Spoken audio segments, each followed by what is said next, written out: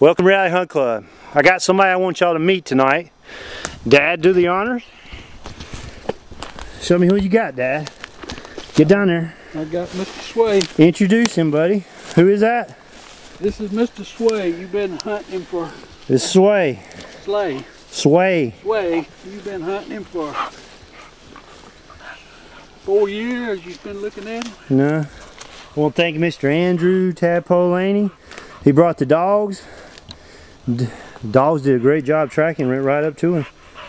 So that's the one. I've been trying to get him. I had him 25 yards bow season. Had a deer underneath me, couldn't get him. That's a good one, buddy. Sway's dead. That's one of the ones we've had for 4.5 years. I had him as a 1.5 years underneath the feeder. Had him last year. Nobody could kill him last year. So, whoo. Don't have any video of the hunt. Dad didn't have a camera. I was hunting on about 400 yards away. Didn't quite work out for me, but I've seen him over there 4 times, just too dark to shoot. I'm going to show you some of that video footage. So let's recap the history of Sway and get Tadpole to help us out. We'll get some better pictures of him tomorrow. So that's the end of his chapter. As far as I'm concerned, that's the #1 deer on my Reality Hunt Club series. We've got more pictures, more video, more history with that one deer right there. And I'm so glad my dad killed him. It's going to look good on the wall. That's just as good. The only thing could have been better is if my 12-year-old would have killed him, but I'm so glad you killed him, Dad. Thank you. I'm glad I did too. I appreciate all the times you took me hunting. I'm just so glad the last 3 years, this is the 3rd big buck he's killed in 3 years. Yeah. And I'm so glad that I have the opportunity to give back to him for taking me in all these years. First night, first evening, we ain't been up here 2 hours and he connects. Congratulations, Dad. Thank you. So let's go back. So for now, I'm going to go back over the history of this deer, and we'll probably have some video for you tomorrow. So stay tuned and let's go look back over what Sway does. Now you just watched the video of us recovering Sway. Now, Sway had a tendency to come out right at dark. I'd had a few encounters, 4 to be exact, with him, and just too dark to shoot. Well, the same happened to my dad. I told him that it was a 50-50 shot we'd have him that night. He'd been either coming to the Y, which is where my dad was hunting, or the Ridge is where I've been hunting. And so I told him that it was a good shot. We were going to get him at night, but it was going to be at dark. And Sway came out and went to the food plot, and then he went to the feeder, and Dad could tell it was a big deer, but he just couldn't tell if it was Sway or not. And then right before it really got dark, Sway started walking straight to where Dad's stand was. And we have just moved a plastic pool there that holds water. And he actually walked up into that pool and stuck his head down in there. And when he stuck his head down there, it was black. And it had contrast between the antlers and the black pool. And of course, the full moon was starting to come on this week, you know, the rutting moon. And Dad could see how big it was and realized it was Sway. And it was only about a 45, 50-yard shot. So Dad shot him, and when he shot him, he ran off into the woods, and Dad thought he went straight. And apparently what happened was he ran in there and then cut 90 degrees and ran that way. So we found a couple drops of blood. So we got concerned, and we called Andrew Laney, and he brought his dogs out. And I was saying, Andrew, Dad said the deer went that way, and the dogs went down there and cut 90 degrees and went straight to the deer. And Andrew said, nope, your deer's over there. We walked over there, and you saw the video of the recovery, and we were just ecstatic about it. So I was really happy for my dad to kill that deer. Now, the rest of this video, I wanted to go over some history that we had with Sway. Now, we've had him, you know, one thing about our club, the first 3 years of the club, we didn't have enough food, so we never really had bucks live on our club. They always go off a mile or mile and a half and live on the agriculture during the summer, and during the rut they would come into our club chasing the does.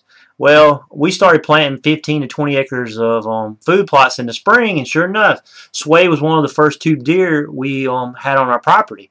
And I'm showing you now is some pictures that we had of him back in the 2009-2010 season. And the reason I know it's him as a 2.5-year-old is because he's hanging out with this other deer that I was fortunate enough to kill last year. And that deer was No Brow Jr. These are the first 2 bucks that we could consistently get pictures of from May all the way up to hunting season. And that's how I knew it was Sway, because he had some characteristics of his antlers, but he didn't have any brow tines. But I'm 100% sure this is Sway just by who he's hanging out with. Now, in the 2010-2011 season, we were fortunate enough to get a series of photos of Sway from May until September. It actually documented how much his antlers was growing and just showed you the progress as they were growing during the summer.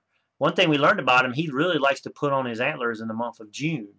And you're going to see that in the next series of photos. But this is amazing to us because we never watched a deer antler grow over a time period, like a time-lapse camera. I mean, you could tell when he started growing and when he rubbed out, and these photos just captured it. And he was a nice 3.5-year-old deer in these photos, but nobody saw him or anybody had an opportunity at him. Now, he dropped his antlers in February of this year, 2011, as you can see in these photos. Now, this is the 2011-2012 series of photos. And as you watch it, you know, this first time we looked for those antlers, we couldn't find them. But as you can see, those knobs were red, those pedicles. Now, we didn't get as good of pictures as we did the previous year as to watching his antler growth. He seemed to have a larger territory and seemed to move around. But as you can see, on June 16th, he's already got quite a impressive rack in June. Some deer like to put it on in July. Some deer like to put it on in June. And it's just cool to be able to have a deer you can monitor like this. It almost makes it like personalization of an animal, you know. But as you can see, he's out in our soybean field. He enjoyed them soybeans. Of course, he enjoyed our corn feeders, as you can see in these photos. And, you know, as always, when you check your trail camera, you always expected to have a series of photos of him. And just really cool. And one thing about it is he started hanging out with that little buck right there. Now, I'd killed No Brow Jr., his 4.5-year-old hanging buddy last year. And then the next thing you know, he starts hanging out with this guy. And every photo, he's with that little 2.5-year-old buck. So, just interesting to see. Now, one thing when I started Reality Hunt Club, this series, I had no idea that a deer would become my co-star. Sway was such an impact on everything we did on our management practices that he started getting his own webisodes, and we just always started talking about him and his antler growth. And one thing, we did an end of the year trail camera survey back in January, and he was all over the bait piles. I mean, he was so much on the bait piles that we actually could track his movement by hour and by the day and by the hour. What I mean by that was he'd be at one feeder or one bait pile at 8 o'clock. He'd be at a different one at 9 o'clock. And it allowed us to put this video together that I'm fixing to show you right now. And I sped it up to where you actually can see his pattern and his travel corridor. And I actually used that to hunt him, and my dad killed him on one of the fringes of this travel corridor, and you know, due to the intelligence of the photos we were getting then. And it's just really cool to see him walking back and forth during this time period of 2 weeks. Now, my graphics aren't that great, but you get the point as to what kind of core area that he was traveling. And we've never been able to do that with a deer. And I was able to make a webisode of this and bring that to you guys. Now, another thing is you notice in this feeder motor, the paint's gone. Well, one thing we discovered was we go up there and Sway was licking the corn off the top of the feeder that was left over. And as you can see in this photo here, he's at the feeder and he's got his head up there and he's licking it off. You could walk up to the feeder and the feeder actually would smell. The motor would smell. And it's because of the bacteria or bad breath. You know, he wasn't using scope or anything like that. But it was just cool to watch him go up there and lick it off. And I didn't realize until the other day that the paint's gone. He actually licked the paint off our feeders. So I thought that was real cool. So he also allowed us to use some new trail cameras by Moultrie to be able to do video. And boy, doing videos of Sway really gave the deer more personality, as you can see in these video clips right here from the actual trail cameras. So this actually closes the chapter on sway, which is a very productive chapter in our quality management for this hunting club. And my dad always says, I'm sorry I shot him. You miss him so much. And that's not the case. I'm so glad he shot him. And I'm so glad that he shot him and he's going to be on the wall. I'll always be able to look at him on his house.